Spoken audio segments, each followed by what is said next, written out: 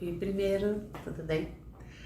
O exercício 1 dos contextualizados de Matemática 2, capítulo 4, eu tive que fazer ele um pouquinho diferente por causa do desenho. O desenho dele é um pouco complicado, eu não consegui fazer na minha lousa. Então eu usei aí de um artifício quando a gente não tem o domínio da informática, da parte tecnológica, a gente se vira, né? Então eu contei com a ajuda de um cameraman, meu marido, para poder me ajudar. Espero que a gente consiga fazer vocês entenderem, tá? Primeira parte, antes de dar sequência ao exercício, eu quero relembrar algumas coisas com vocês. Primeiro, num triângulo equilátero, todos os lados são iguais. Ótimo. E, consequentemente, todos os ângulos são iguais. Todos os ângulos medem 60 graus. Tá. Um hexágono. Um hexágono, ele é composto por 6 triângulos equiláteros, tá? Então, aqui eu tenho 6 triângulos equiláteros. Continuando.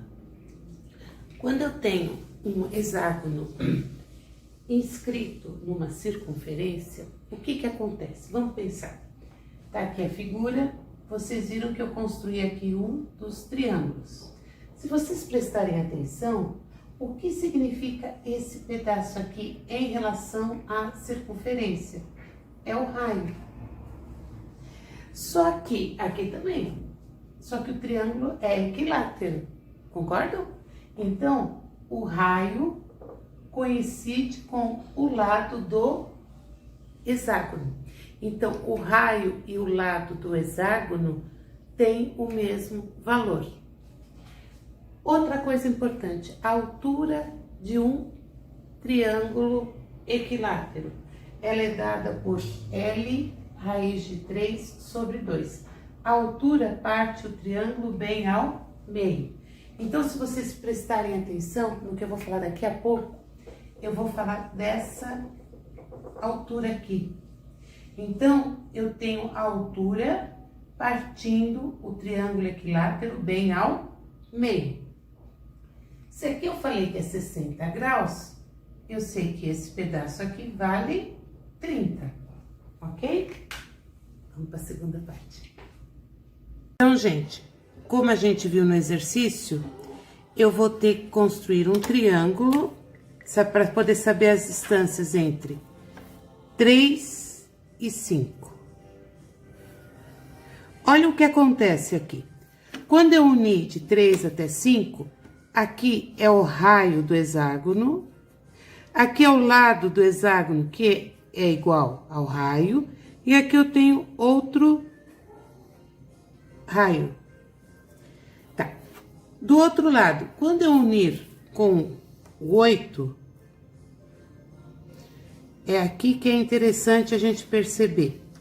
Vocês estão vendo que aqui eu tenho um triângulo equilátero que eu falei para vocês no filme. Então, o que acontece aqui? Isso aqui é a altura do triângulo.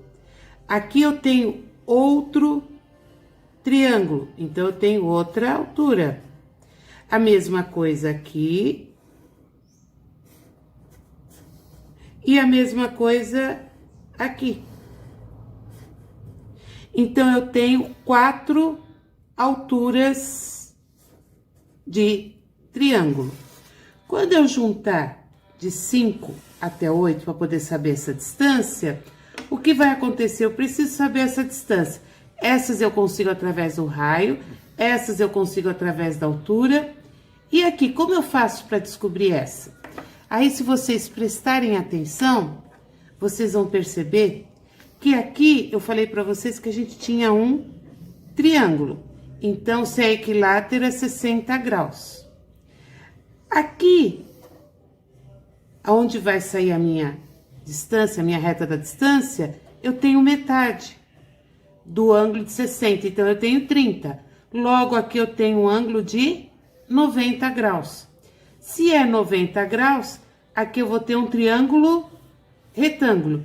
Então, eu vou achar essa distância através do teorema de Pitágoras. E aí, conseguiram entender o desenho? Aprofundando tudo, o que a gente vai ter? Um triângulo retângulo. Porque como vocês viram, a gente formou em cima o ângulo de 60 com o ângulo de 30. Então, eu vi que eu tenho um ângulo de 90 graus. Tá. Então, aqui, olha, ponto 3, 5 e 8, como tá na figura. Aqui, vocês viram, 3 raios eu coloquei da circunferência, mas assim, equivale à altura do hexágono também. Então, como o raio, ele me deu que vale 1, então 3 vezes 1, 3. Esse lado vale 3, tá? Aqui, 4 vezes a altura. A altura é L raiz de 3. O L vale 1. Então, eu tenho 4 vezes 1 raiz de 3 sobre 2. 4 dividido por 2, 2 raiz de 3. Então, esse pedaço vale 2 raiz de 3. Esse pedaço vale 3. E eu quero saber essa última distância, tá? Que vai ser x ao quadrado, hipotenusa ao quadrado, é igual à soma dos quadrados dos catetos. Aqui eu vou tirar que x ao quadrado é igual a 9, mais 2 ao quadrado, 4, vezes raiz de 3 ao quadrado é 3. 4 vezes 3, 12. Então, eu vou tirar que x ao quadrado é igual a 21. X igual a raiz quadrada de 21. Nós vamos ter aí a alternativa D. Onde eu tenho um lado 2 raiz de 3, o outro 3 e o outro raiz de 21. O exercício 7, ele vai precisar de alguns detalhes, então esse aí a gente vai ter que tomar um pouquinho mais de atenção. No exercício 7, ele fala assim, inclusive exercício de Enem, tá, gente? Uma pessoa tem um espaço retangular de lados 11,5 metros e 14 metros. 11,5 e 14.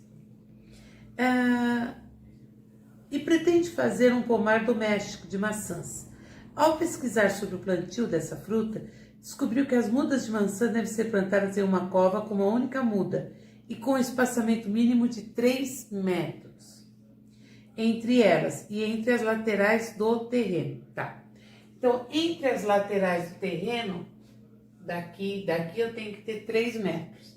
Então, eu já vou tirar daqui, tirar 3 daqui, 3 daqui, eu vou tirar 6. 11,5 menos 6, 5,5 metros. A mesma coisa daqui, eu vou tirar 3 e vou tirar 3.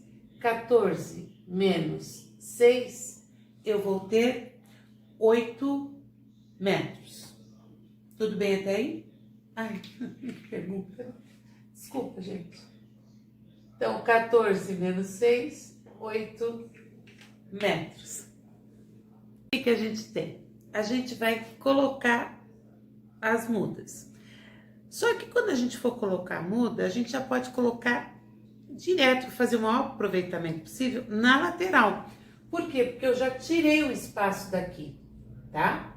Então, eu vou colocar uma muda aqui, outra muda aqui, 3 metros eu ponho outra muda, tá? Aqui tem 3 metros. E aqui, 3 metros, eu ponho outra.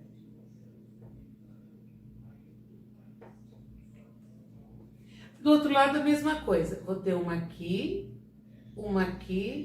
e uma aqui. O problema tá no meio. Por quê? Se aqui fosse 6 metros, estava resolvido. Eu colocava mais 3. Outro detalhe, que eu não cheguei lá. Ela sabe que conseguirá plantar um número maior de mudas se dispuser as covas em filas alinhadas, paralelamente ao lado de maior extensão. Então, ela quer saber o número máximo de mudas que dá para plantar. Então, por enquanto, a gente tem 6, tá? Será que dá para colocar aqui? Reto não, eu teria que colocar numa certa direção. Vamos pensar nisso aqui. Se eu fizesse isso, será que essa distância que eu tenho aqui, essa distância, ela está a 3 metros daqui? Como é que eu vou saber, professora? A gente tem um recurso aqui.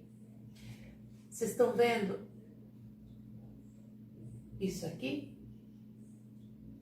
Tá aqui, ó. Triângulo, retângulo. Se o valor de x for maior do que 6, já é possível, porque tá na metade, não tá? Se eu tiver 3 aqui, mais que 3 aqui, já está resolvido o meu problema. Então, eu só preciso, para dar tudo certo, que essa diagonal seja maior que 6, tá? Teorema de Pitágoras. X ao quadrado é igual a 5,5 ao quadrado mais 3 ao quadrado. Eu aqui não preciso de um resultado exato, eu preciso só saber se é um número maior que 6, tá? Qual o método que a gente pode utilizar? A gente pode ir por pouco para não ficar na hora de um vestibular ou perdendo muito tempo, a gente pode fazer a seguinte associação. 5 vezes 5, 25, 6 vezes 6, 36. O que acontece com 5,5? Eu vou ter aproximadamente 30, tá? Ali um número no meio. Tá.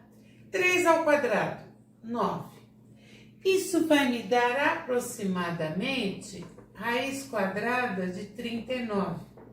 Gente, qual é a raiz de 39? Com certeza é um número maior que 6. Se é um número maior que 6, acabou o meu problema. Eu posso plantar uma aqui. Tá, então a gente pode seguir o mesmo raciocínio? Pode. Vamos colocar aqui e outra aqui. E vamos fazer a mesma coisa aqui. Então, a gente vai ter uma aqui e uma aqui. No final, a gente vai ter um total de 3, 6, 9 mudas, tá? Então, o total são de 9 mudas que podem ser plantadas. Alternativa C.